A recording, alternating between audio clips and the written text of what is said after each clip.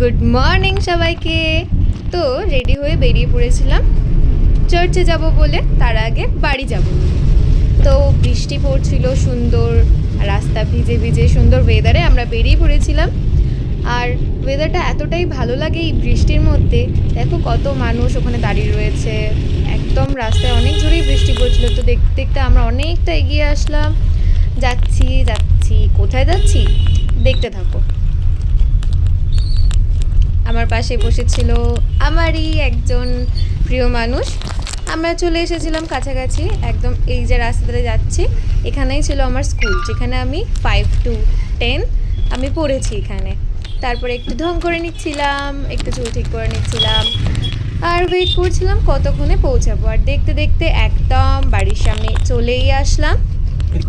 এবারে বাড়ি যাবো। ওই যে আমার বাড়ির গলি, অনেকেই চেনো, অনেকেই আবার চেনো না। তো এখানে পেমেন্ট করছিল, তারপরে গাড়ি থেকে নেমে গেলাম, ব্যাগগুলো নিয়ে নিলাম। অনেকগুলো ব্যাগ ক্যারি করি আমি যাওয়া আসা করলে, কারণ আমাকে নিতেই হয়। এই যে এবার আমি যাচ্ছি গলি থেকে ঢুকিয়ে বাড়ির দিকে।